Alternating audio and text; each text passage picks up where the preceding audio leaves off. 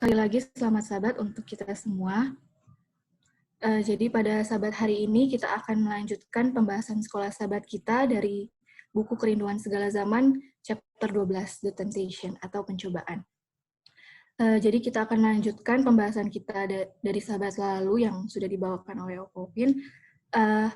Dan di chapter ini kita akan belajar, kita akan melihat kebaikan Tuhan di dalam kehidupan kita, dan juga kita bisa belajar dari kehidupan Tuhan Yesus juga yang adalah satu-satunya contoh dan teladan bagi kita semua, di mana ketika Tuhan Yesus hidup di dunia ini, dia dipenuhi oleh pencobaan. Bahkan sejak lahir saja dia sudah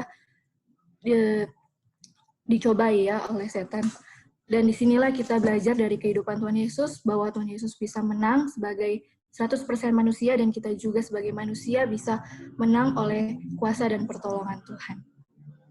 Sebelum kita lanjut ke paragraf selanjutnya, kita akan review secara singkat apa saja yang kita sudah bahas di sahabat lalu. Jadi kita tahu di paragraf pertama ini, kita tahu setelah Tuhan Yesus dibaptis, dia itu dipenuhi oleh Roh Kudus kan.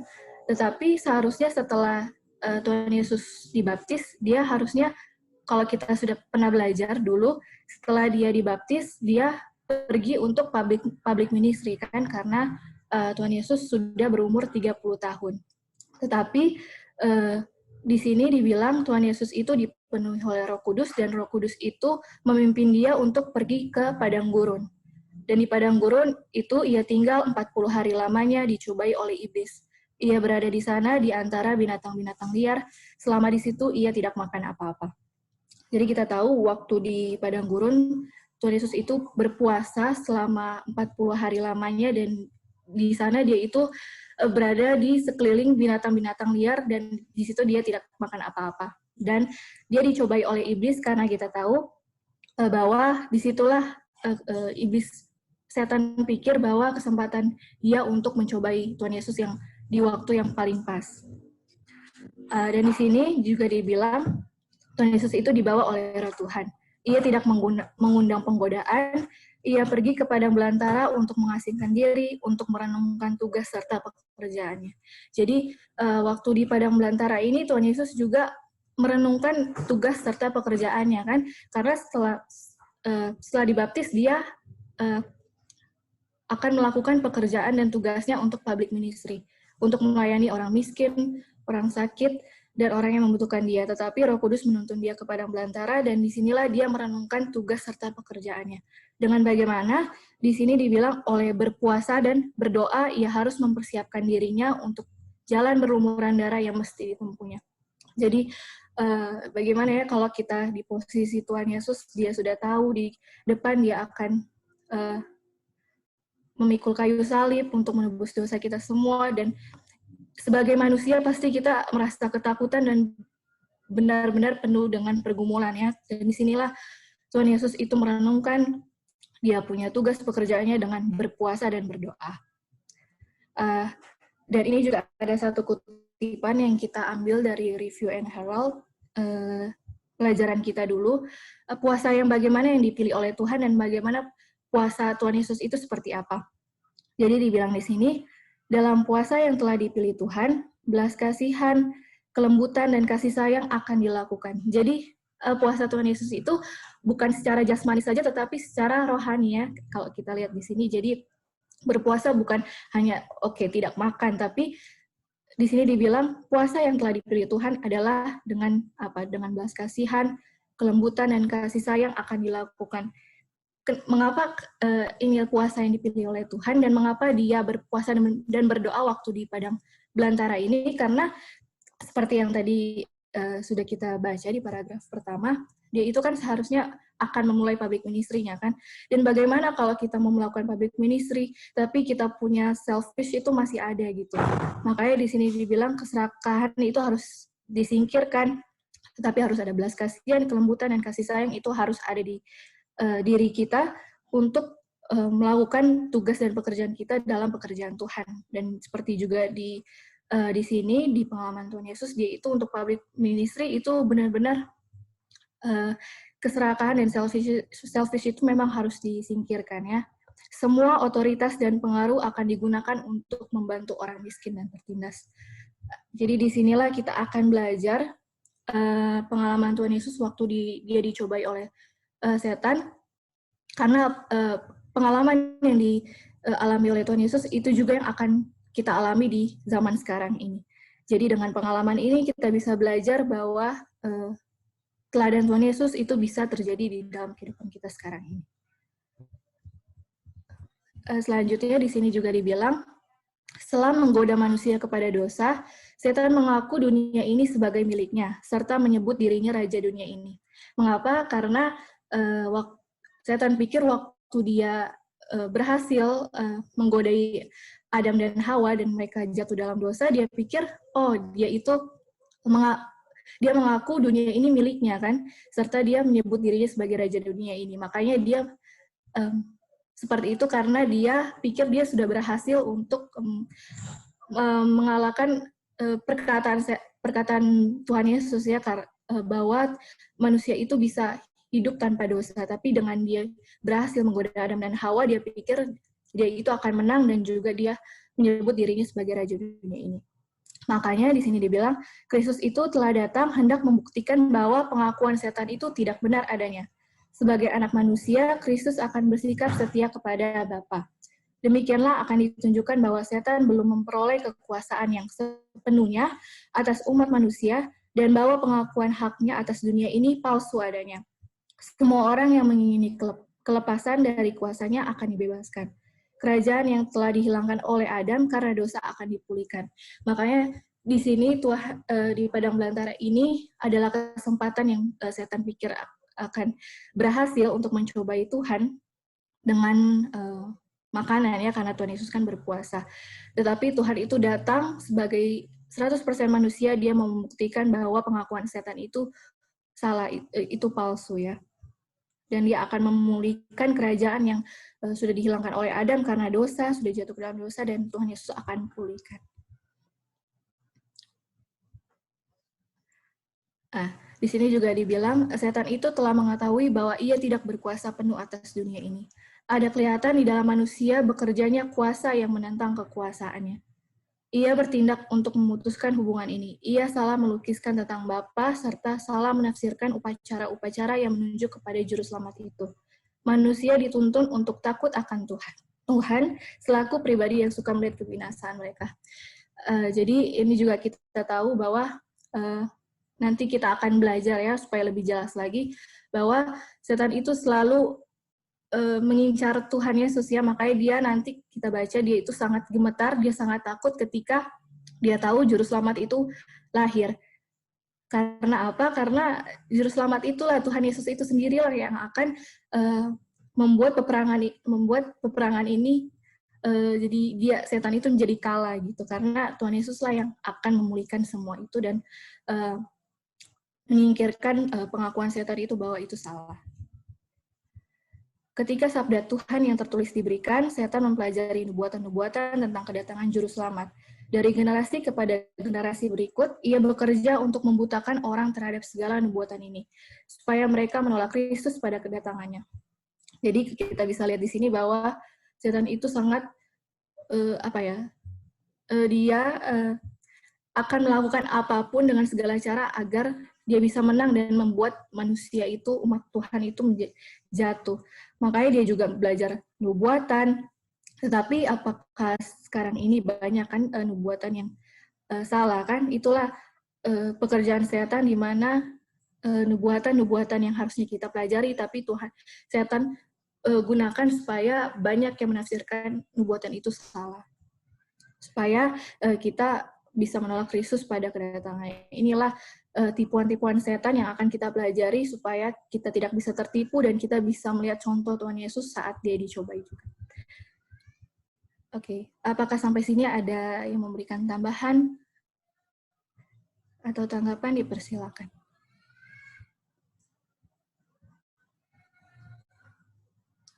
Baiklah, kalau belum ada, kita akan lanjut ke paragraf selanjutnya. Seperti biasa, kita akan baca secara bergantian.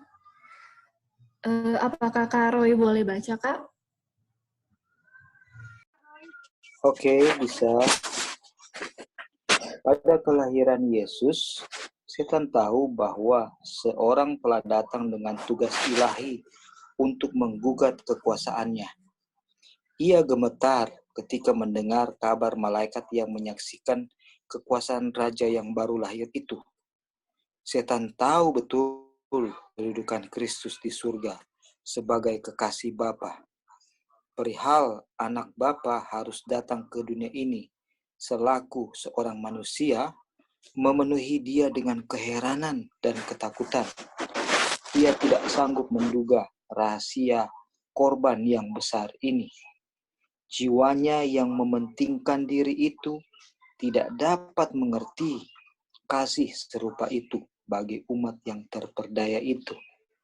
Kemuliaan dan damai surga serta kegirangan persekutuan dengan Bapa dipahami oleh manusia dengan samar-samar saja.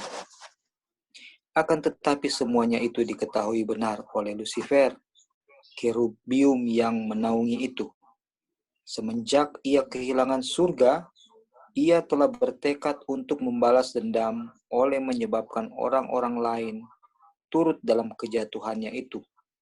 Hal ini akan diusahakannya untuk membuat mereka menaruh nilai rendah atas perkara-perkara surgawi, serta menaruh hati kepada perkara-perkara dunia.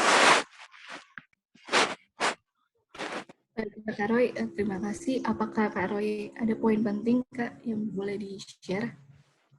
Jadi waktu kita bayangkan ya, waktu setan gemetar itu dia gemetar betul-betul ya. Memang dia bisa dibayangkan ya. Dan kenapa gemetar setan? Karena apa? Apakah karena diancam mau dibunuh? Atau dia gemetar karena memang sudah mau dibinasakan? Tapi dia gemetar karena apa? Pernyataan apa? Kasih Bapa. Aduh. Jadi kita lihat di sini ketika Bapa menyatakan kasih-Nya kepada manusia melalui kelahiran daripada anak yang dikasihinya itu membuat setan gemetar dan dia tidak bisa memahami kenapa bisa. Kan manusia ini sudah jahat, sudah harusnya dibinasakan. Tapi kok bisa sampai segininya? Itu di luar. Kalaupun baik, ya berbuat baik, tapi kok sampai begini? Sampai seperti ini kasih Bapa itu. Dan kalau kita umat-umat Tuhan menyatakan kasih yang sama kepada sesama kita atau kepada Injil, maka setan gemetar. Kenapa? Karena setelah keberhasilan Yesus, setan juga gemetar kepada orang-orang yang menunjukkan karakter Kristus. Di situ membuktikan bahwa pernyataannya, klaimnya itu bahwa dunia ini adalah miliknya salah. Karena ada orang-orang di atas dunia ini yang memiliki karakter yang ditinggikan di surga. Dan di sini dibilang ia tidak sanggup menduga. Dibilang he could not fathom the mystery, rahasia korban yang besar ini. Dan ini rahasia ini yang setan sendiri tidak sanggup juga menjadi rahasia bagi semua penghuni alam semesta yang tidak pernah jatuh dalam dosa dan semua malaikat. Itu di Patriarchs and Prophets disebut rahasia kekelaman sepanjang masa. Menjadi pelajaran sampai masa kekekalan. Pelajaran mengenai penyelamatan dunia ras yang sudah jatuh itu dengan cara memberikan anaknya yang tunggal itu jadi rahasia kekelaman sepanjang masa, menjadi pokok pelajaran bagi segenap alam semesta yang tidak jatuh dalam dosa, sehingga iman mereka kepada Bapa itu tidak akan pernah goyah lagi. Bahwa Bapa itu mengasihi alam semesta ini dengan apa yang dia nyatakan melalui hukumnya, melalui ungkapan kasihnya, pelayanan Mikael kepada alam semesta, itu mereka tidak akan ragu lagi dan tidak akan ada lagi tempat bagi dosa untuk kedepannya. Oke, ini mungkin dari kita. Terima kasih, Git. Terima kasih Kak Roy untuk tambahannya. Iya Kak, jadi betul ya, kita lihat di sini bahwa setan itu begitu gemetar dan begitu takut ketika dia mendengar bahwa Tuhan Yesus itu akan lahir pada zaman itu. Karena kenapa? Seperti yang Kak Roy juga sudah bilang tadi, bahwa Tuhan Yesuslah yang akan membuat bahwa pengakuan setan itu adalah salah, adalah palsu kan. Kenapa? Nanti akan ada di paragraf selanjutnya. Tapi kalau kita mau bilang, karena kenapa? Tuhan Yesuslah yang akan menjadi perantara kita kan. Karena setan pikir waktu dia menipu Adam dan Hawa, dia berhasil, disitulah dia mengaku bahwa dia adalah raja dunia ini kan. Tetapi Tuhan Yesus yang akan membuat bahwa pengakuan dia itu salah, dan juga membuat hubungan dunia dengan surga ini juga tetap bersatu, karena kita tidak bisa langsung kan ke Bapa kan kalau kita masih berdosa, harus ada perantaranya yaitu Kristus sendiri. Dan kalau Tuhan Yesus itu berhasil dan menang dalam pencobaan-pencobaan yang dia lewati di dunia ini, maka tuduhan setan itu adalah salah. Makanya dia sangat takut dan gemetar sekali ketika dia mendengar bahwa Tuhan Yesus akan lahir di zaman itu. Baiklah, apakah ada lagi yang mau menambahkan dari paragraf ini?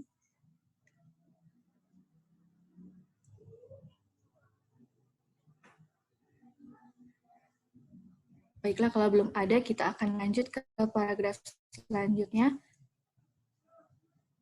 Baiklah, ini kita saja yang baca. Dibilang di sini, bukanlah tanpa rintangan Panglima Surga itu akan menarik jiwa-jiwa manusia ke dalam kerajaannya. Sejak ia masih bayi di Bethlehem, ia terus-menerus diserang oleh si jahat itu. Peta Bapa nyata di dalam Kristus. Maka dalam segala majelis, setan diambil ketetapan bahwa ia harus dikalahkan. Tiada seorang pun yang pernah lahir di dunia ini terlepas dari kuasa penipu itu. Tentara Perserikatan Kejahatan disuruh mengikuti jejaknya untuk mengadakan peperangan melawan dia, dan kalau mungkin untuk mengalahkan dia. Nah, ini juga lanjutan dari paragraf sebelumnya, bahwa Tuhan Yesus ini dalam menarik jiwa-jiwa manusia ke dalam kerajaan Tuhan waktu dia di dunia ini juga bukanlah tanpa rintangan. Karena sejak dia lahir pun dia sudah diserang oleh setan ya. Dan tidak dibilang di sini juga tidak seorang pun yang pernah lahir di dunia ini terlepas dari kuasa penipu itu. Dan kalau kita lihat di dalam kehidupan kita, aplikasi dalam kehidupan kita, apakah lebih senang dan lebih nyaman dan lebih suka mana kita waktu kita mengikuti Tuhan atau menyimpang dari ajaran Tuhan?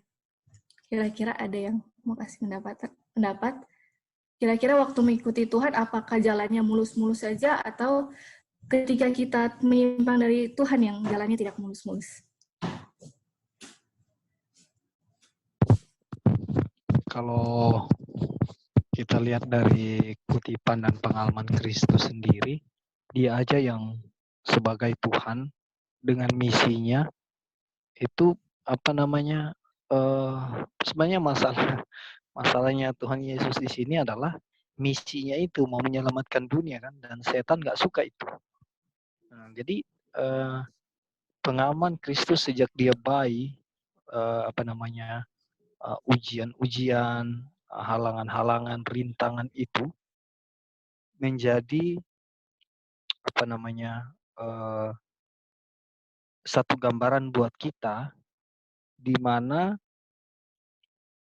sebagaimana Kristus bisa menang, kita juga bisa menang dengan ketika kita bersama-sama dengan Kristus.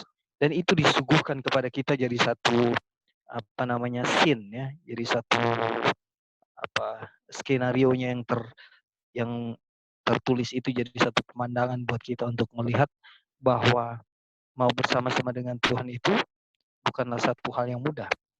Tapi saya nggak tahu kalau kalian punya pengalaman pribadi yang mau lepas dari Tuhan. Itu segala sesuatu kayak lega, kayak mungkin wah santai aja, saya mau bikin apa aja itu urusan saya, nggak ada hukum yang mengatur saya untuk ini, untuk diri saya adalah diri saya mau berbuat dosa ini dosa itu, semua akan berjalan mulus. Tetapi tidak sampai di situ ceritanya kan, akan jauh setelah itu apa yang kita tanam akan kita tuai. Jadi kalau kita tanya bagaimana mau ikut Tuhan itu gampang atau ada banyak rintangan, kita lihat aja pola kita, Tuhan Yesus Kristus ya, sampai mati di kayu salib. Thank you, Git. Terima kasih Opa untuk tambahan dan tanggapannya. Iya, jadi benar ya, kita lihat saja pengalaman Tuhan Yesus, apa yang Tuhan Yesus alami itu juga yang akan kita alami. Dan di chapter ini benar-benar waktu kita baca ini benar-benar pengalaman yang sering sekali kita rasakannya di dunia ini. Dan waktu kita baca memang benar gitu, memang itu semua adalah tanpa kita sadari ada. Kita suaranya nggak keluar gitu. Ya, bagaimana Opin? Anyway, bisa bro, bisa. Mungkin pada waktu itu di bro yang agak down sedikit, kita bisa dengar. Ya, silakan kita. Ya, jadi benar yang Opin sudah bilang itu sudah jelas, sangat jelas bahwa kita lihat saja pola kehidupan Tuhan Yesus kan. Dia juga waktu lahir saja dia tanpa hidupnya tidak ada yang tanpa rintangan semua, dengan rintangan semua. Dan juga kita sekarang ini ketika kita mau memilih untuk jalan bersama-sama dengan Tuhan Yesus itu juga tidak mudah, dan pasti sering sekali kita mengeluh kan. Mungkin ada yang berpikir bahwa oh kayaknya mungkin kita salah kali yang memilih ini gitu. Padahal itu semua memang terjadi ya, waktu Tuhan Yesus juga hidupnya itu penuh dengan rintangan dan juga penuh dengan pergumulan. Begitu juga dengan kita sekarang, itu semua bukan karena kita salah memilih, tapi itu memang untuk mengikuti Tuhan kan perlu dengan ujian kan untuk memurnikan iman kita. Itulah yang kita pelajari sekarang. Dan dengan melihat contoh Tuhan Yesus, kita bisa menang ya dengan pertolongan Tuhan dan kuasa Tuhan. Baik, kita akan lanjut ke paragraf selanjutnya. Apakah Om Victor boleh baca?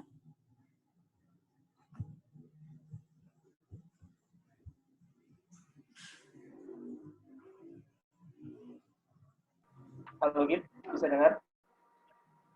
Ya, bisa. Soalnya Bapak ada lagi ke belakang, jadi ini kita membacakan. Oh iya. Ya, silakan dia. Ketika juru selamat dibaptiskan, setan turut menyaksikannya. Ia melihat kemuliaan Bapa menaungi anaknya itu. Ia mendengar suara Yahweh menyaksikan keilahian Yesus. Sejak dosa Adam, umat manusia telah terputus dari persekutuan langsung dengan Bapa. Hubungan di antara surga dan dunia telah terjadi oleh Kristus. Akan tetapi, kini Yesus sudah datang dalam daging yang serupa dengan daging yang dikuasai dosa karena dosa. Roma 8 ayat 3. Bapa sendiri bersabda, dahulu ia telah berhubungan dengan manusia dengan perantaraan Kristus. Kini ia berhubungan dengan manusia di dalam Kristus. Setan telah mengharap bahwa kebencian Bapa terhadap kejahatan akan membawa perpisahan yang kekal antara surga dan bumi. Tetapi sekarang jelaslah bahwa hubungan antara Bapa dan manusia telah dipulihkan kembali. Dengan segala zaman 109.2. Terima kasih Dion. Kalau kita baca di sini Dion dan mungkin ada saudara-saudara lain yang mau menjawab, sebenarnya apa yang ditakuti oleh setan kalau kita lihat baca di sini?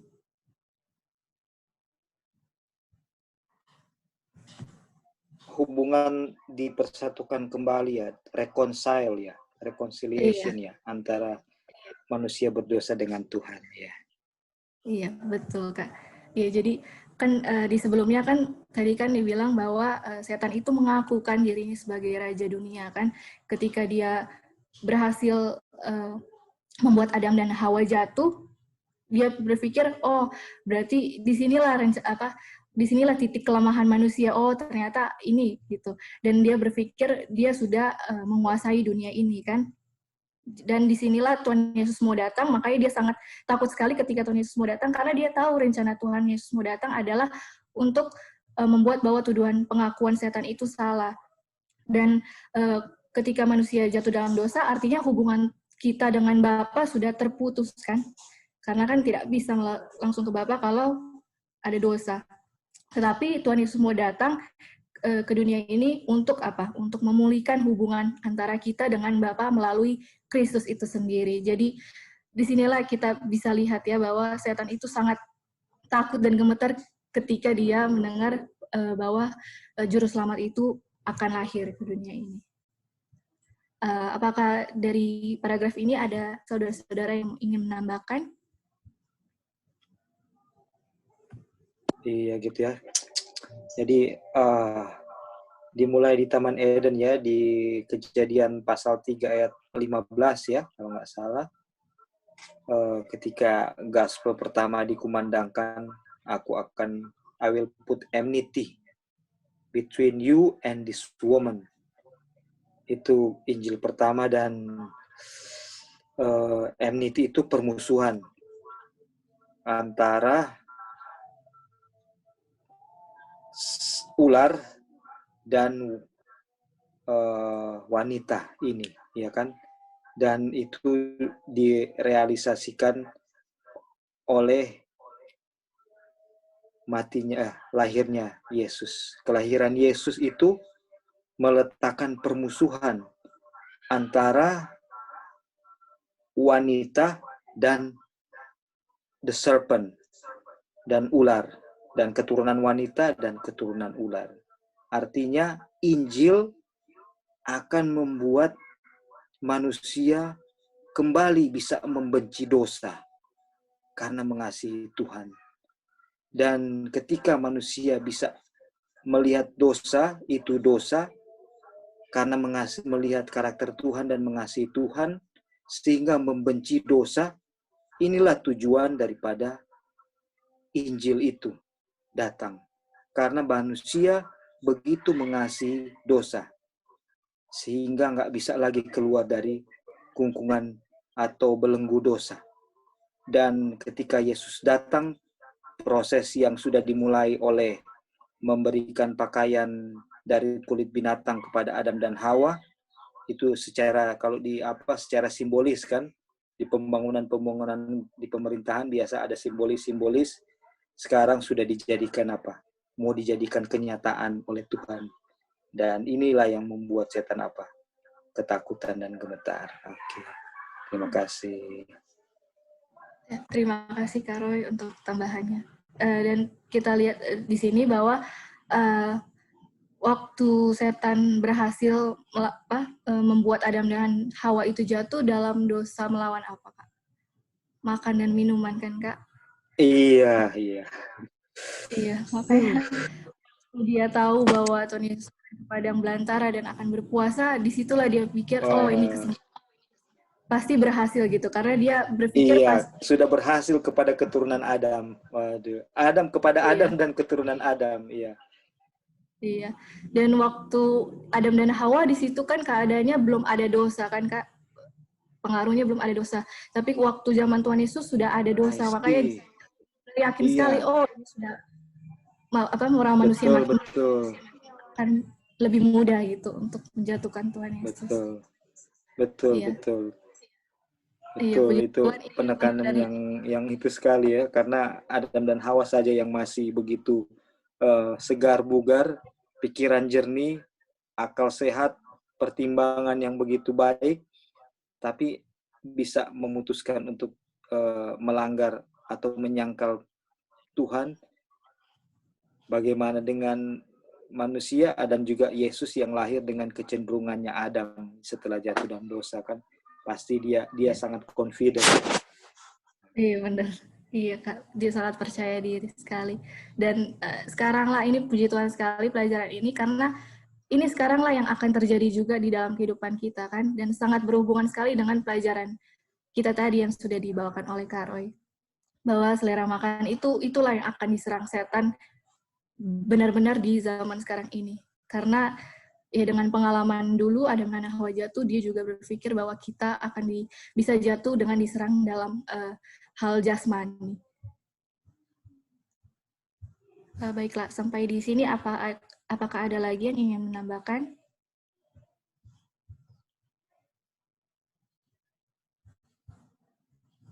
Baiklah, kita akan... Jadi, Git, apakah iya. ini cuman ini ya? Apakah kelahiran Yesus itu perlu diperingati? Kan ini kelahiran Yesus membuat setan gemetar. Gimana gitu? Dan teman-teman. Cuman ini sajalah terang apa gitu. Karena dalam suasana juga ini atau gimana? Pertanyaan bodoh sebenarnya. Tapi cuman iya. Oke, thank you. Abaikan sedikit.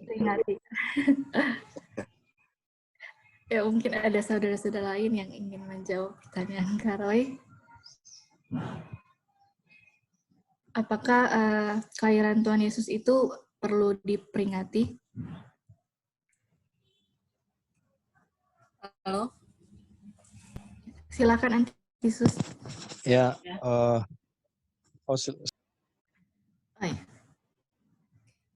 Selamat sahabat semuanya. Selamat sahabat Kak Sus. Kalau secara Alkitabiah sih sama Roh Nubuat, kali ini secara pribadi saya sih nggak ada ya tentang memperingati kelahiran Tuhan Yesus. Tetapi kita melihat bagaimana pengorbanan Tuhan Yesus di kayu salib. Itu yang penting, bagaimana kita juga belajar tentang bait suci. Nah, inilah pengorbanannya Tuhan Yesus. Bagaimana dia berkorban untuk dosa manusia. Itu dia. Terima kasih. Terima kasih Antisus untuk jawaban dan tanggapannya. Silakan Opo Opin tadi ingin menambahkan.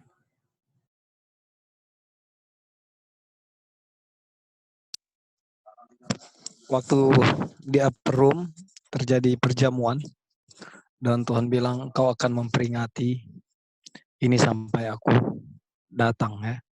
Jadi itu satu-satunya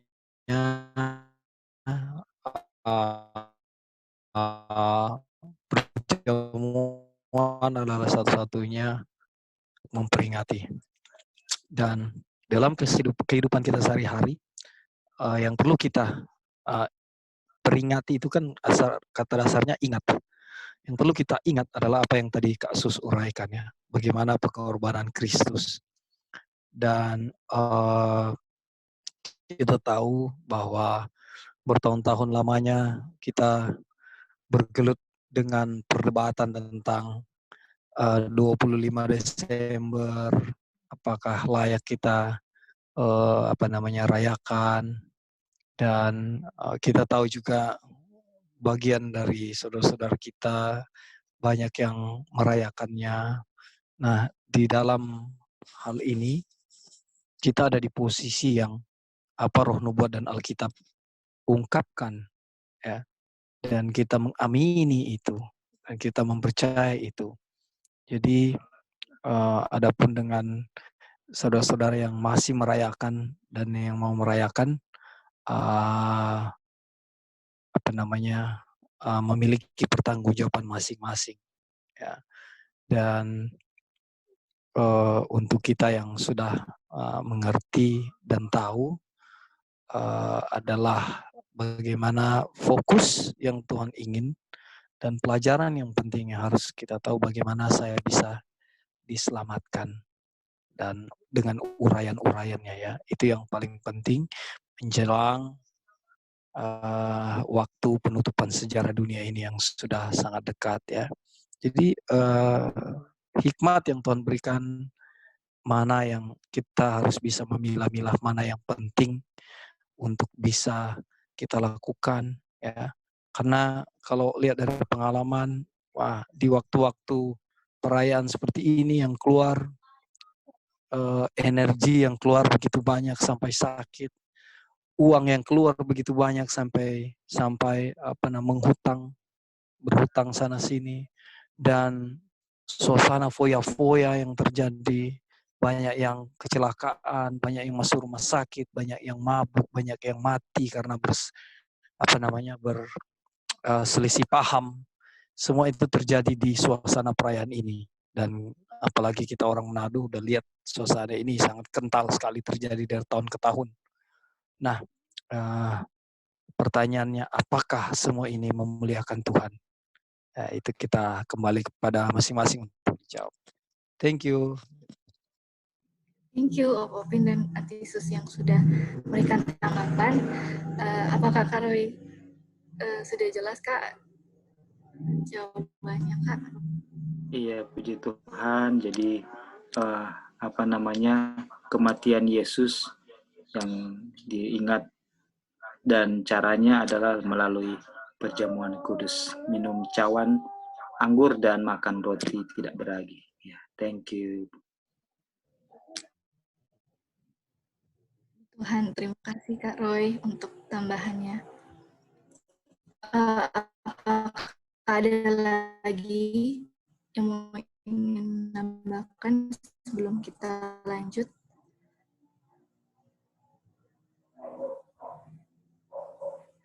Baiklah, kalau belum ada kita akan lanjut. Ini kita saja yang bacakan. Dibilang di sini, setan melihat bahwa ia mesti mengalahkan atau dikalahkan. Persoalan yang menyangkut perjuangan itu meliputi terlalu banyak perkara untuk dipercayakan kepada malaikat-malaikat secara pribadi melangsungkan peperangan itu. Segenap tenaga kemurtatan dikerahkan untuk menggugurkan sasaran setiap senjata neraka. Nah, ini juga antara dia harus dikalahkan atau dia harus mengalahkan. Dan yang setan pilih adalah dia ingin mengalahkan, kan? Makanya Kristus dijadikan sasaran setiap senjata neraka. Karena apa? Di paragraf sebelumnya juga sudah sangat jelas karena Kristuslah yang membuat tuduhan dan pengakuan setan itu adalah palsu dan tidak benar adanya. Makanya setiap sasaran dia itu pasti selalu ke Kristus. Karena kalau Kristus gagal, artinya rencana keselamatan itu juga akan hancurkan dan kita semua juga tidak bisa diselamatkan. Oke, kita akan lanjut ke paragraf selanjutnya. Apakah Antisus boleh baca? Ya. Banyak orang yang memandang perjuangan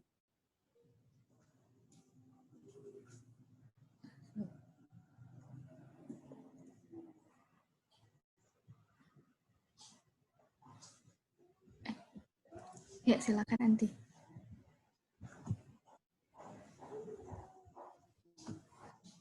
Oke, sekali lagi. Banyak orang yang memandang perjuangan antara Kristus dan setan ini sebagai suatu yang tidak mengandung hubungan istimewa dengan kehidupan mereka. Dan bagi mereka hal itu kurang penting. Tetapi di dalam hati setiap manusia, peperangan ini diulangi. Tidak pernah seorang meninggalkan barisan kejahatan dan masuk ke dalam pekerjaan Allah tanpa menemui serangan setan. Segala pencobaan yang dilawan Kristus itulah juga yang kita rasakan begitu sukar untuk melawannya. Pencobaan itu dikerahkan kepadanya dengan derajat yang sama kuatnya, sebagaimana keadaan tabiatnya jauh lebih tinggi daripada kepribadian kita. Dengan beratnya dosa yang dahsyat yang menekan dia, Kristus melalui ujian terhadap selera, terhadap kecintaan kepada dunia ini, dan terhadap kecintaan kepada pertunjukan yang menuntun kepada sifat takabur. Inilah pencobaan yang mengalahkan Adam dan Hawa, dan yang mudah sekali mengalahkan kita. Silakan Antisus, ada yang bisa. Iya. Memang di paragraf pertama ya, tentang bagaimana pertentangan antara gelap dan terang. Itu sebenarnya kalau kita rasakan, kita dalami, itu selalu ada di dalam hati kita dan pikiran kita. Setiap detik yang Tuhan izinkan atau pencobaan itu ada peperangan. Tapi puji Tuhan, di mana Tuhan memberikan firman-Nya kepada manusia ketika ujian itu datang. Jika kita belajar memandang Kristus dan bergantung kepadanya, Tuhan akan memberikan kekuatan. Bagaimana kita menggunakan kekuatan itu yang Tuhan Yesus berikan. Begitu juga kepada pencobaan Kristus yang dialaminya di padang belantara. Bagaimana dia bergantung kepada Bapanya dan percaya kuasa Bapanya, bahwa pencobaan itu diberikan kepada dia untuk dia berikan kemenangan itu kepada semua manusia.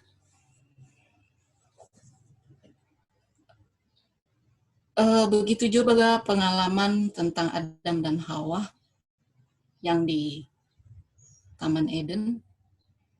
Bagaimana setan memutarbalikkan firman itu sehingga kasih itu dibalikan menjadi mementingkan diri sendiri. Bagaimana firman itu dibalik bahwa kalau engkau memakan buah ini, engkau akan sama seperti Allah. Dibalikan kasih itu menjadi mementingkan diri sendiri. Lawan kasih itu adalah mementingkan diri sendiri. Begitu juga kepada setiap manusia. Ketika ujian itu diberikan pada kita, bahwa apa yang kita rasakan? Rasa apa? Mementingkan diri atau kasih kepada Allah? Disinilah pelajaran yang indah ya, bagaimana karena selera ini adalah untuk pembentukan tabiat manusia juga. Itu sebabnya pelajaran yang pertama tadi yang kita sudah belajar itu pembentukan tabiat karakter dimulai dari meja makan kita. Terima kasih. Terima kasih Antisus untuk tambahannya. Tadi juga benar yang Antisus tadi sempat singgung yang waktu setan pertama kali mencobai Adam dan Hawa dan bilang kepada Hawa, kalau engkau makan buah ini kamu akan menjadi seperti Allah, kan, seperti Tuhan. Dan nanti kita akan lihat bahwa waktu Tuhan Yesus juga di padang belantara, dia kan tidak makan dan minum, kan. Kata-kata itulah yang juga menjadi sindiran setan kepada Tuhan gitu, yang ingin menjatuhkan Tuhan. Jika engkau anak Allah, kan dibilang, itulah makanya kalau kita lihat setan itu begitu licik ya, dia melakukan segala cara apapun untuk menjatuhkan Tuhan dan juga tentunya untuk menjatuhkan kita di sekarang ini. Karena dibilang pengalaman ini akan diulangi, jadi peperangan ini antara Tuhan Yesus dengan setan akan juga diulangi di dalam hati setiap manusia, kan, di dalam hati kita. Inilah yang kita akan alami juga di zaman sekarang ini, dan mungkin sementara kita juga sedang alami, kan, dengan ada hubungannya juga dengan pelajaran kita tadi pagi juga, yaitu tentang selera makan. Dan setan juga incar untuk menjatuhkan kita dari hal makanan dan minuman, kan. Itulah yang setan pikir akan memudahkan kita supaya jatuh dalam dosa. Dan ini ya, kita baca yang warna merah ini aduh, pas kita baca chapter 12 kayak sedih sekali.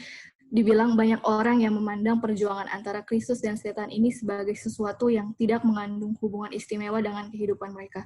Dan bagi mereka hal itu kurang penting. Dan kalau bahasa Inggrisnya interest ya, jadi menurut mereka itu kurang menarik.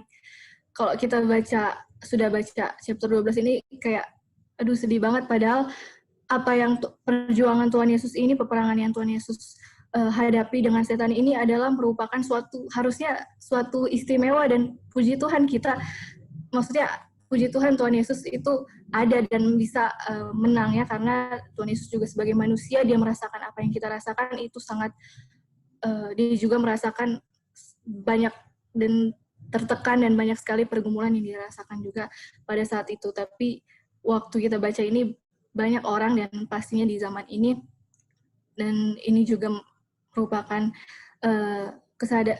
membuat kita sadar dan ingat lagi bahwa yang perjuangan Tuhan Yesus ini adalah untuk kita, adalah bentuk suatu kasih cintanya sama kita semua. Tapi banyak orang yang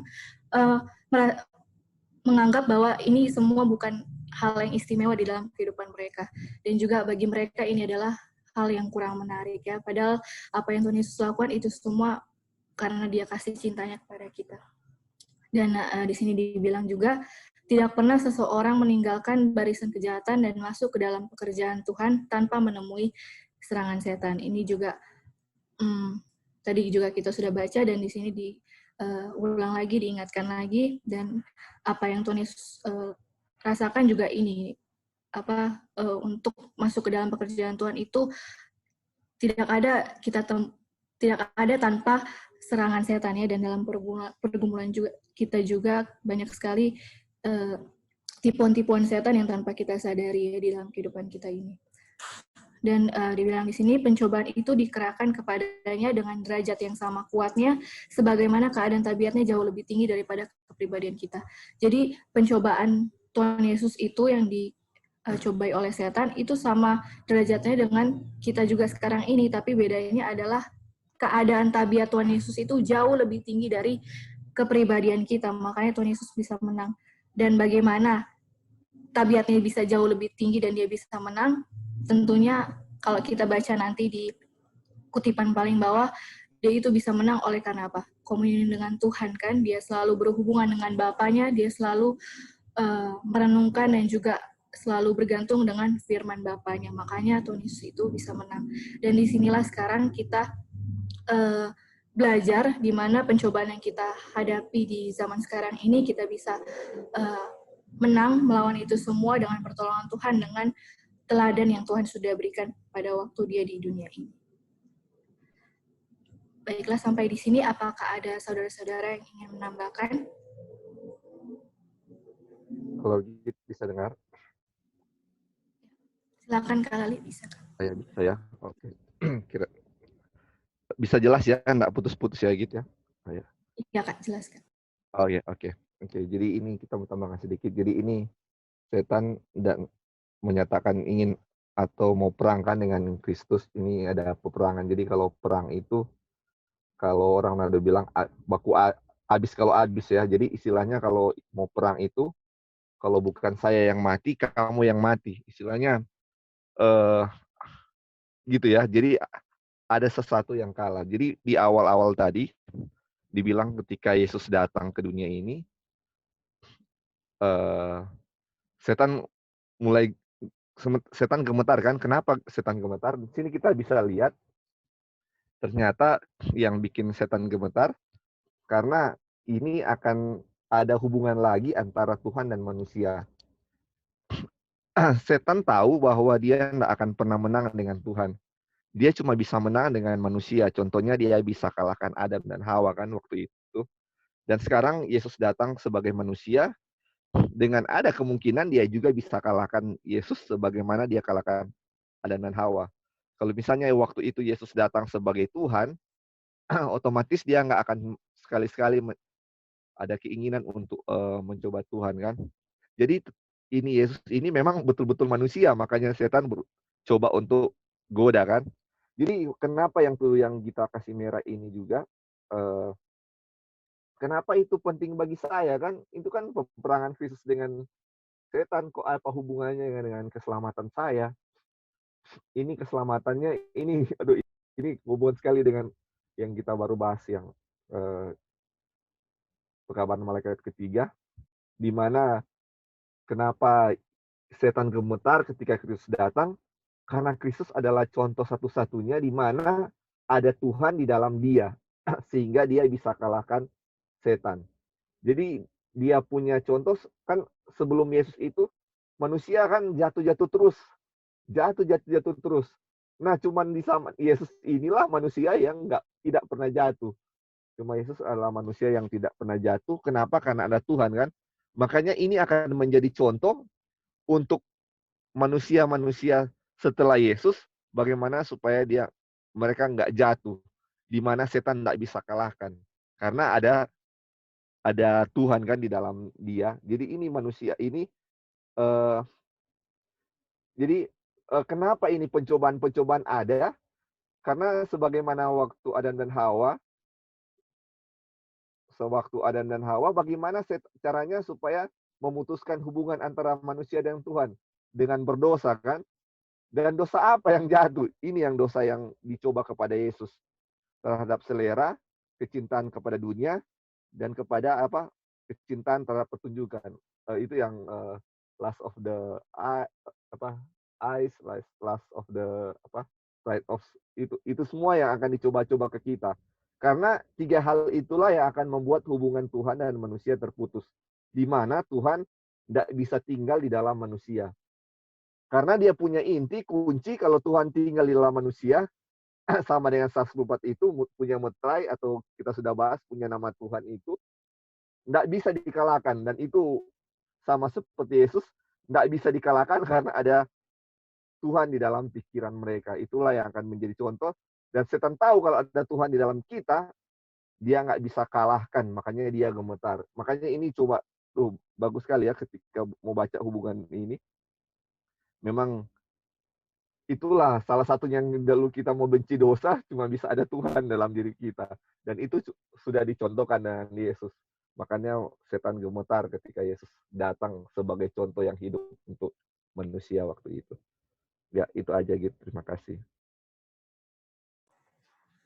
Ya, terima kasih Kak untuk tambahannya ya. Jadi ya benar yang Kak Lali juga sudah bilang, kenapa setan itu gemetar, karena setan itu takut kan kalau waktu Tuhan Yesus sebagai manusia, sebenarnya ada kesempatan buat setan untuk buat Tuhan Yesus jatuh kan, karena dia juga Tuhan Yesus itu manusia dan merasakan apa yang kita rasakan juga, ada bisa istilahnya bisa lemah, ada kelemahannya gitu. Tapi makanya dia sangat takut sekali, makanya dia mau membuat Kristus itu jatuh kan, karena yang tadi Kali juga sudah bilang kalau dia tahu kalau misalnya Kristus itu menang dan menjadi perantara antara kita dengan Tuhan, itulah kunci di mana kita bisa diselamatkan kan.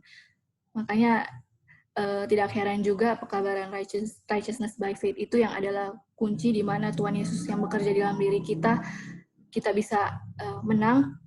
Itu banyak sekali yang tolak dan juga banyak yang tidak percaya waktu sejak tahun 1888 juga, karena ya memang itu adalah pekerjaan setan ya, karena dia tidak mau kalau misalnya kita itu nggak ikut bersama-sama dengan dia jatuh juga gitu. Baiklah, apakah ada lagi yang ingin menambahkan dari kutipan ini?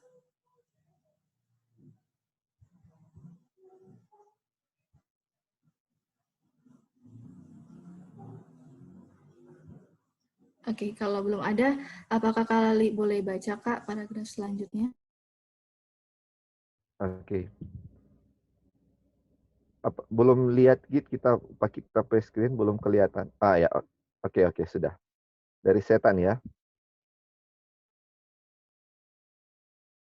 Setan telah menunjuk kepada dosa Adam sebagai bukti bahwa Taurat Tuhan tidak adil dan tidak dapat diturut.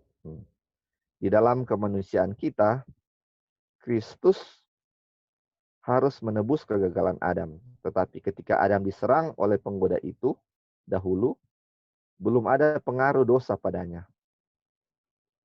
Ia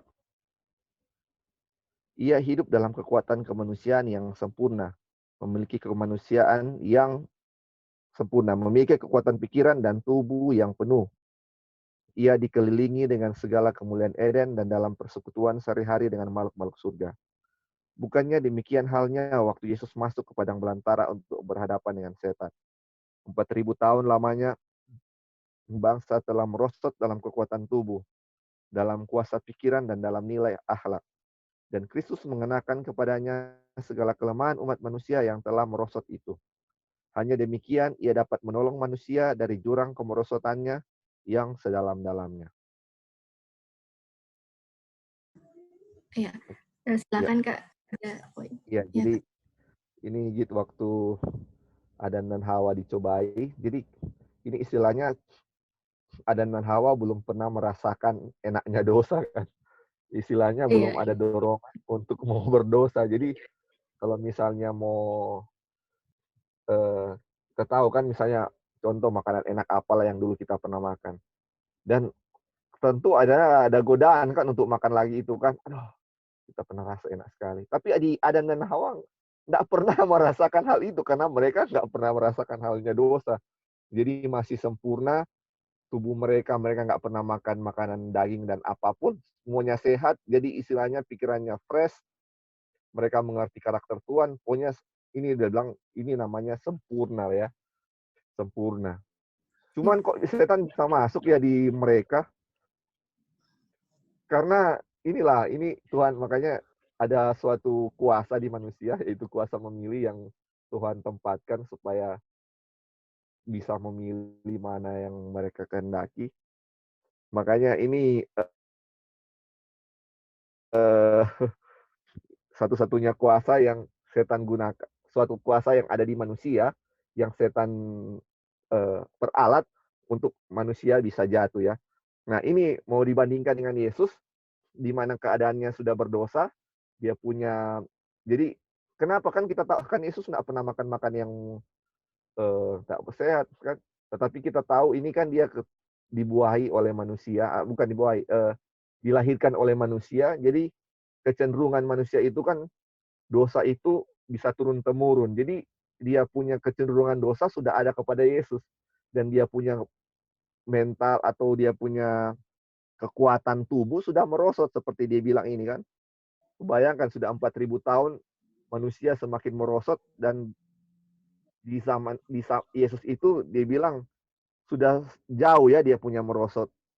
Dan ini membuktikan Yesus ini bisa menang dengan dia punya kemerosotan kekuatan tubuh, atau ya dia punya kuasa pikiran sudah jauh. Dan Yesus bisa menang walaupun tidak sama seperti Adam ya. Dan lingkungan juga waktu Adam dan Hawa, kita lihat lingkungannya masih murni, hubungan mereka bergaul dengan surga. Tetapi ini di zaman Tuhan Yesus, dia tinggal di Nazaret, dia punya kota ini memang kota yang paling jahat, mati sudah jahat sekali. Dan kenapa dia bisa menang? Ini mau dibedakan bahwa ini juga memilih ya, ini ada kuasa juga memilih dari Tuhan Yesus. Bagaimana dia memilih Tuhan sebagai dia punya kekuatan.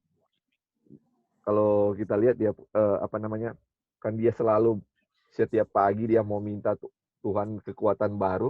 Jadi yang ada di dalam dia punya pikiran atau dia punya dahi adalah Tuhan.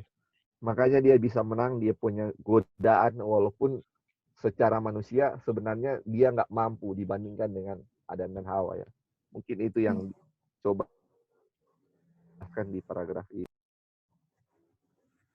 Iya, thank you Kak Lari. Nah, jadi Kak, kalau kita lihat di sini dalam pengalaman ini Kak, setan itu ternyata dia mencobai manusia mengambil keuntungan dalam kelemahan manusia ya Kak. Jadi kayak di setiap titik terlemah manusia di situ titik terlemah. Berpikir, betul, iya. Betul. Iya. Dan pasti banyak ya, maksudnya pengalaman kita pribadi juga saudara-saudara sekalian pasti banyak sekali pengalaman. Iya, di situ. Setan tahu kelemahannya kita, setan tahu kelemahannya kita sendiri, dan itu yang akan kalau orang lain mengikuti terus, dia akan coba di situ terus sampai kita jatuh terus dan merasa nggak akan mampu lagi. Aduh. Iya Kak. Iya, makanya pas waktu ini Tuhan Yesus dia kan tahu kan Tuhan Yesus mau ke padang belantara, mau 40 hari lamanya dia mau berpuasa, pasti lapar, terus pasti keadaannya lagi lemah, kuasa pikirannya juga merosot kan kalau lapar. Makanya dia pikir, disinilah dia kesempatan, pasti dia berhasil karena dia pikir juga Adam dan Hawa waktu itu kita cobai juga berhasil kok di Taman Eden, Padahal di sini kan tadi kan Kak Lali juga sudah jelaskan, waktu Adam dan Hawa itu bahkan masih murni, belum ada pengaruh dosa pada mereka, tapi bisa jatuh gitu. Apalagi waktu di zaman Tuhan Yesus yang sudah merosot sekali moral manusia pada zaman itu, pasti lebih mudah. Makanya di sini dibilang setan telah menunjuk kepada dosa Adam sebagai bukti bahwa Taurat Tuhan itu tidak adil dan tidak dapat dituruti. Iya, kalau kita baca ini ya, di chapter ini kita bisa melihat tipuan-tipuan setan yang selama ini kita nggak sadar gitu. Bisa saja kita tidak sadar, padahal disitulah pada waktu titik terlemah kita, di waktu kita benar-benar kayak sedang putus asa, disitulah kesempatan setan untuk mencobai kita. Tapi kita bisa lihat di pengalaman Tuhan Yesus, kenapa dia bisa menang, karena dia selalu berhubungan dengan Bapaknya, dia selalu komunian dengan Tuhan, dengan surga, dan juga karena dia selalu berhubungan dengan Tuhan, apa yang dia ucapkan selalu ada tertuliskan, selalu firman Tuhan. Itulah yang dapat melawan setan dan membuat setan juga gemetar dan takut. Apakah sampai di sini ada lagi yang saudara-saudara yang ingin menambahkan? Dipersilakan.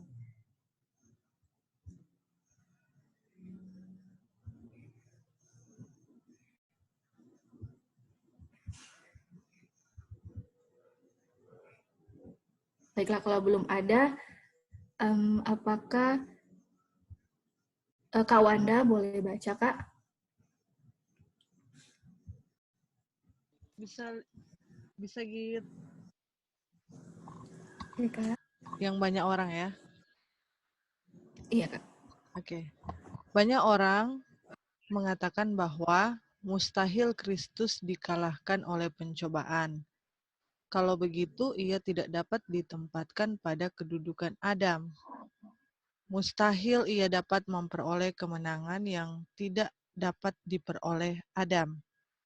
Sekiranya dalam sesuatu hal pergumulan kita lebih berat daripada yang ditanggung oleh Kristus, maka ia tidak akan sanggup menolong kita. Tetapi juru selamat kita itu mengenakan kemanusiaan dengan segala kemungkinannya. Ia mengenakan sifat manusia dengan kemungkinan menyerah kepada pencobaan. Tidak satu pun yang kita tanggung yang tidak pernah ditanggungnya. Boleh lanjut, Kak? Oke. Iya. Bagi Kristus, seperti juga bagi dua sejoli suci yang ada di Taman Eden dahulu, selera adalah dasar pencobaan besar yang pertama.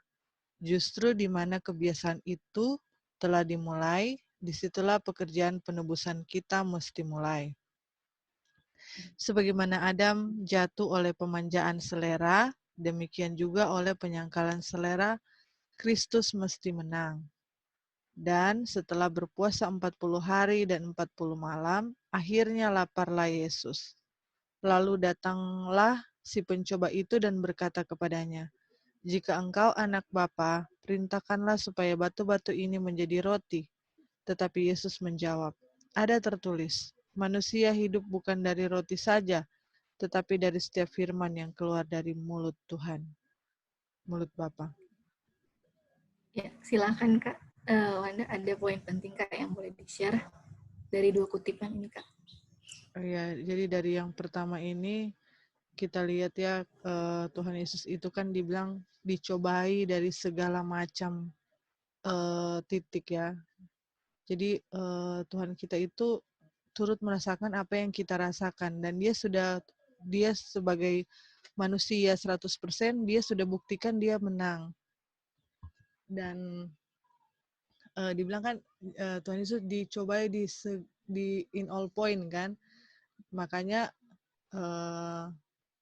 dia mengerti apa kita punya rasa saat kita dicobai, dan dengan pertolongan Bapa dia bisa menang, dan kita juga tidak ada alasan untuk tidak menang gitu. Jadi kita harus bergantung 100%. Bagaimana Tuhan Yesus bisa menang? Karena dia dengan kemanusiaannya 100%, dia bergantung kepada Bapa, dan dia mau kita juga dalam kita punya manusia yang lemah ini, kalau kita bergantung kepada Tuhan 100%, maka kita pasti akan menang dalam setiap pencobaan seperti Kristus sudah menang.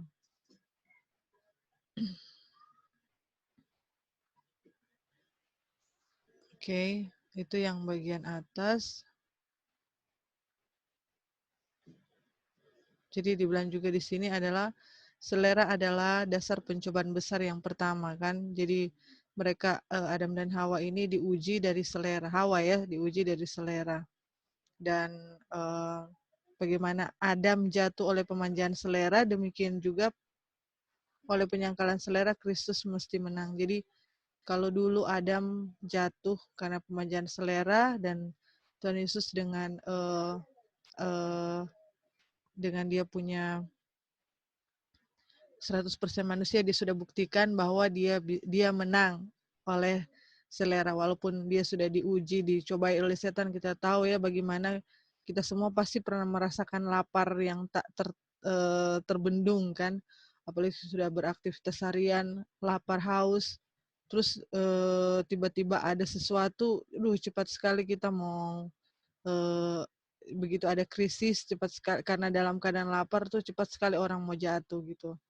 Jadi Tuhan Yesus bagaimana dengan keadaannya seperti itu, dia berpuasa dan dia datang dicobai oleh setan, tetapi dengan pertolongan Tuhan, dengan pertolongan Bapa dan kebergantungan dia 100% kepada Bapa, dia tidak jatuh karena walaupun dia sedang lapar dan haus dan dicobai oleh setan, dia tidak jatuh, dan semuanya itu karena firman Tuhan, firman Bapa yang selalu ada dalam dirinya sehingga dia memperoleh kekuatan untuk tidak jatuh. Ya, gitu. Seperti itu gitu kira-kira. Terima kasih. Ya, terima kasih Kak Wanda untuk tambahannya. Ya, jadi benar ya Kak. Di sini juga dibilang bagi Kristus seperti juga bagi dua sejoli suci yang di Taman Eden dahulu, selera adalah dasar pencobaan besar yang pertama.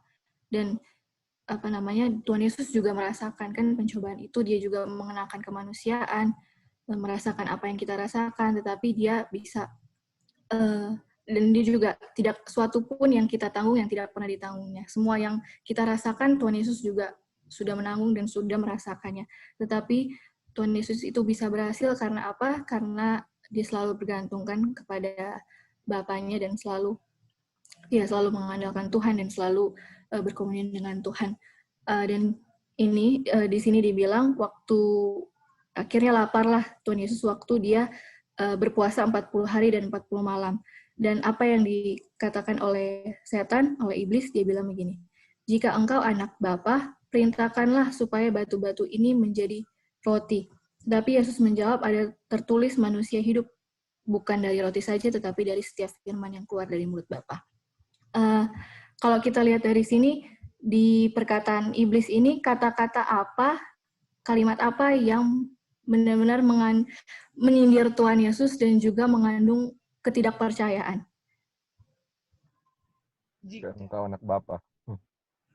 Jika. Ya, Kak. Kata Halo, Kak. Jika kamu anak Bapa. Iya. Ini ya, karena dibilang di sini jika engkau anak Bapa. Waktu iblis mencobai Hawa kan juga dibilang kan, kalau kamu mau jadi seperti Bapa, makanlah buah ini kan. Dan inilah makanya setan itu begitu licik, dia itu juga mencobai Tuhan Yesus dengan bilang, jika engkau anak Bapa, perintahkanlah supaya batu-batu ini menjadi roti. Istilahnya, kalau emang engkau anak Bapa, coba dong tunjukin keilahiannya, coba tunjukin dong mujizat kuasa yang bisa dikasih yaitu dengan mengubah batu-batu ini menjadi roti. Makanya ini sebenarnya kalau kita baca ya, nanti mungkin ada kutipan di bawah nanti, bahwa waktu Tuhan Yesus juga mendengar ini begitu sakit ya Tuhan Yesus waktu dengar perkataan setan ini, seperti sindiran ya yang nggak penuh dengan ketidakpercayaan. Makanya Tuhan Yesus itu juga merasakan apa yang kita rasakan, bahkan dibilang jika engkau anak Bapa, disindir kalau engkau anak Bapa, coba dong tunjukin keilahiannya. Tapi kita tahu bahwa Tuhan Yesus itu dia tidak selfish ya, dia itu tidak selfish menggunakan keilahiannya untuk kepentingannya sendiri. Kita tahu dia selalu sayang dan mencintai kita, dia tidak selfish untuk menggunakan kepentingannya sendiri, untuk menggunakan keilahiannya untuk kepentingannya sendiri. Kita bisa lihat di sini bahwa Tuhan itu sangat kasih, dia itu tidak selfish sama sekali ya, kalau kita lihat di sini. Oke, mungkin sebelum kita lanjut ada yang mau menambahkan dari kutipan sebelum tadi? Tambahkan sedikit ini yang dihasilnya. Ya silakan Kak. Jadi kayak yang tadi bilang kan, jika engkau anak Bapa, atau kalau di Adam dan Hawa, jikalau kamu akan sama seperti Bapa. Ini kan soal kesombongan diri juga kan. Oh, kita anak Bapa Iya. ini, atau padahal di waktu Adam dan Hawa kan belum ada dosa sama sekali. Jadi istilahnya belum ada kesombongan sama sekali kan di Adam dan Hawa. Kalau mau bilang Iya. Hawa sombong atau Adam sombong, enggak kan. Tetapi ini dosa ini memang dia punya power besar sekali ya untuk kamu akan jadi sama seperti Tuhan. Walaupun ini keadaan sempurna pun bisa jatuh dengan keadaan ini ya, dengan mau jadi sama seperti Tuhan, ada kesombongan.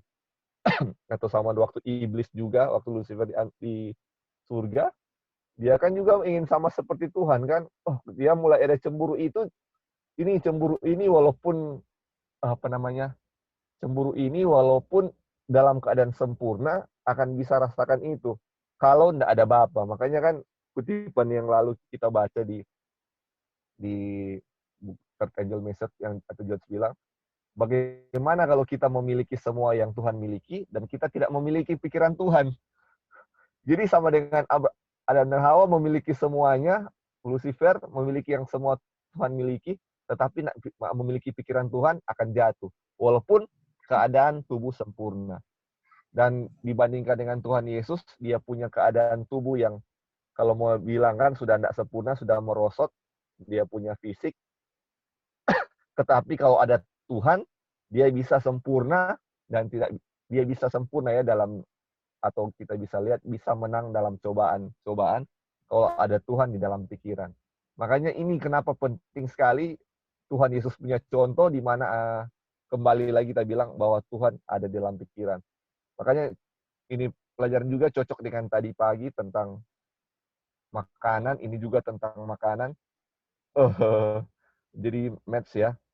Jadi kita punya cobaan juga ini tentang makanan juga ini, karena makanan ini juga mempengaruhi tentang hubungan kita dengan Tuhan. Apakah Tuhan bisa tinggal dalam kita atau tidak? Ya, mungkin itu yang selera ya, yang akan pengaruh dengan hubungan kita dengan Tuhan. Karena Ya, ya, thank you Kak untuk tambahannya. Iya, ini pelajaran ini sangat relate sekali, berhubungan sekali dengan pelajaran tadi pagi ya, karena kan selera nafsu makan, apa yang kita makan, kalau tidak sehat itu berpengaruh kan dengan kita punya pikiran. Seperti tadi Kak Lali juga bilang, Adam dan Hawa itu sempurna, belum ada pengaruh dosa, tapi kenapa bisa jatuh? Karena mereka mungkin punya segalanya, tapi pikirannya belum seperti pikiran Tuhan kan, makanya mereka bisa jatuh. Oke, mungkin. Halo, Git. Ya, silakan Kak Rawai, silakan. Iya, kan kalau waktu di Taman Eden kan dibilang jangan makan buah dari pohon larangan ya. Dan apakah dikasih tahu jangan mendekat ya, atau bermain-main dekat ke situ? Dan jadi maksudnya kalau berawal dari bermain-main dekat buah pohon larangan, akhirnya ended up di makan. Nah, kalau kita mau lihat salah satu kalau kita mau agak to the point sedikit, bahwa kebanyakan makanan-makanan yang ada di restoran-restoran itu kan, itu enggak memenuhi syarat kan untuk kesehatan tubuh yang prima. Berarti itu restoran-restoran itu kayak buah pohon larangan, jangan coba-coba mendekat kalau mau lihat itu. Oke, anyway. Iya, karena kan istilahnya orang nggak bisa memandang kecil kan, orang nggak bisa memandang ringan oleh pelanggaran selera makan dengan makan. Memang banyak terang ya, jangan juga over makan, jangan makan juga walaupun sehat nih, boleh berlebihan juga. Tapi kan dari satu sisi juga orang lihat kalau yang di offer oleh makanan restoran itu sebagian 99,9% itu untuk diet sehat itu enggak memenuhi syarat gitu ya. Banyak hal yang orang bisa lihat. Padahal kan juga sebaiknya juga raw atau apalah ya, orang dengan pertolongan Tuhan harus akan mengarah ke situ. Cuman memang lebih mahal dia punya biaya dan itu ya. Nah, jadi sebenarnya boleh juga di waktu orang sekarang mungkin pandangannya dengan pelajaran ini, waktu melihat ini restoran-restoran, ini sama dengan melihat buah pohon larangan baik dan jahat. Karena kalau lewat situ atau mendekat di situ, akan ended up dengan makan itu. Atau mungkin juga itu ada di gadgetnya orang. Dan demikian juga mungkin hal-hal yang lain. Tapi yang penting kan memang fokusnya di soal selera kan. Nah, dari selera ini orang jatuh. Nah, jadi mungkin sekarang mau melihat ini restoran-restoran ini, kalau orang mau lihat di mana sih restoran yang memenuhi syarat yang ada di Manado? Even seleraku dengan apa itu yang ada di mana itu yang ada di kampung Kanaka itu belum tentu bisa sesuai kan dia punya ini. Jadi boleh dikatakan semua restoran orang mesti melihat itu kayak buah pohon larangan yang nggak boleh mendekat. Tapi kalau mau melewat pakai kacamata kuda jangan lihat begitu dan lihat ke muka. Oke, anyway, ini cuman agak sedikit ini tapi bukan bercanda, tapi ini sesuatu yang menunjukkan betapa hal-hal seperti itu juga sangat penting untuk diperhatikan. Ya, thank you. Thank you, Kak Roy. Ya, itu kita jadi... Silakan, Antisus. Iya, puji Tuhan ya. Firman ini mengingatkan kembali. Tadi Roy sudah ungkapkan tentang memang jangan anggap enteng ya, seakan-akan kita mampu gitu untuk ini nggak anggap ringan dan soal ujian-ujian yang di depan mata.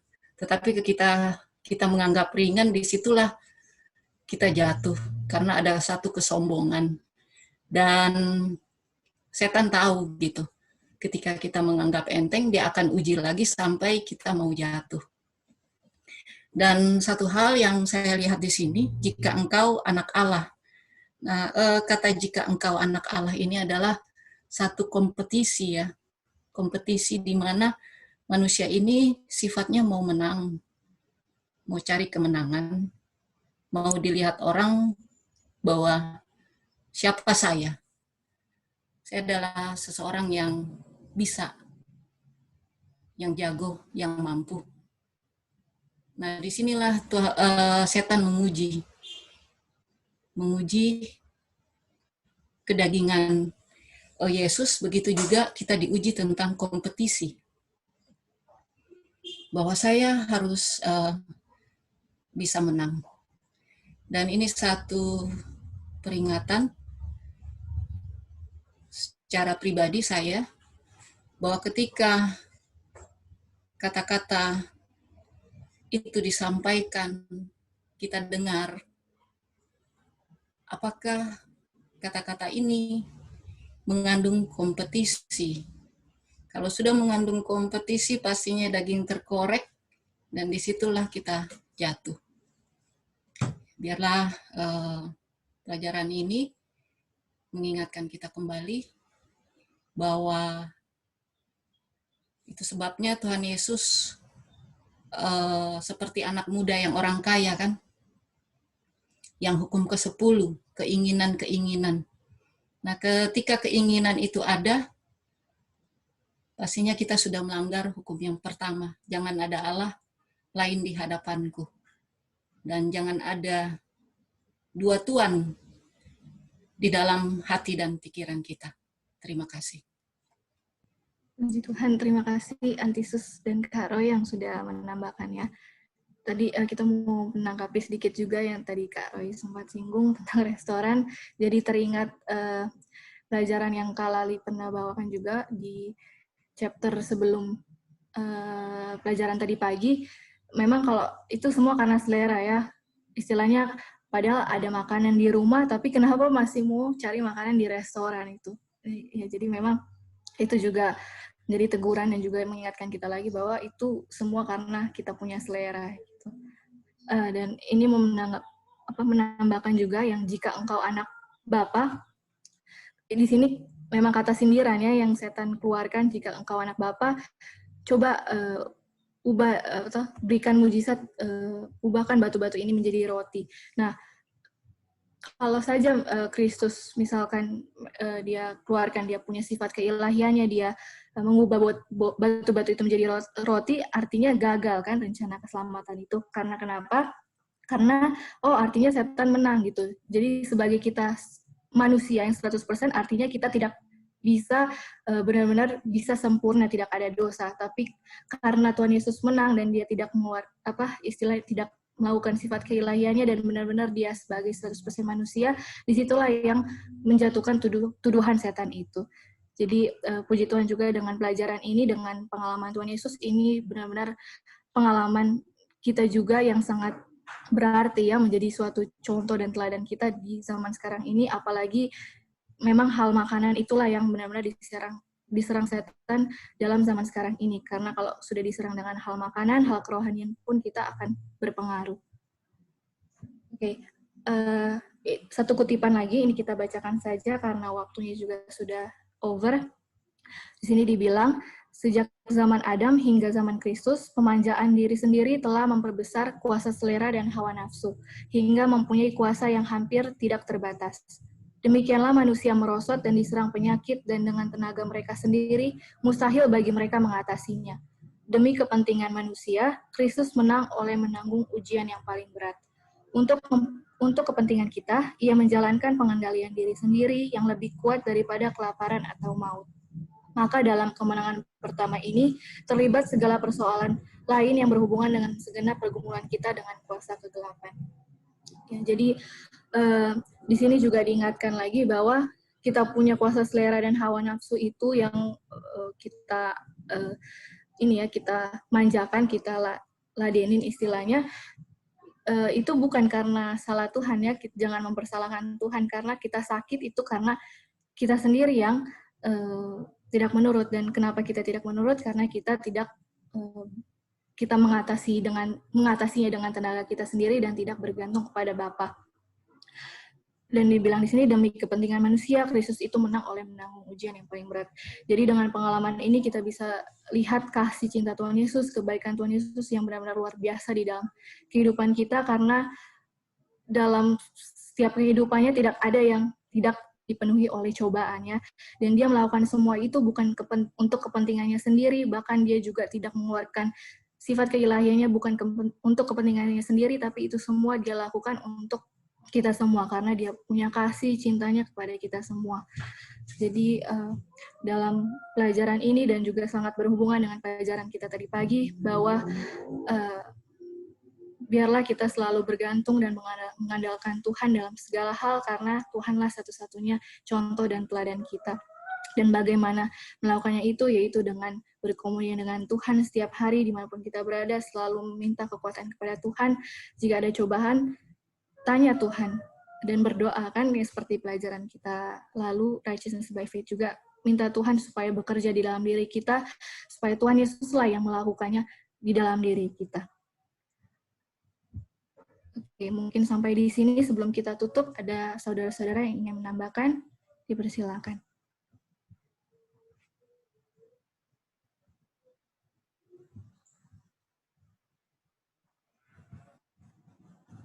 Baiklah, kalau sudah tidak ada, puji Tuhan, biarlah pelajaran ini dan juga pelajaran tadi pagi bisa menjadi berkat kepada kita semua di hari Sabat ini, dan juga bisa mengingatkan kita lagi, menjadi kekuatan bagi kita semua untuk bisa menang dalam setiap pencobaan di dalam kehidupan kita, yaitu selalu bergantung dan mengandalkan Tuhan dalam segala hal.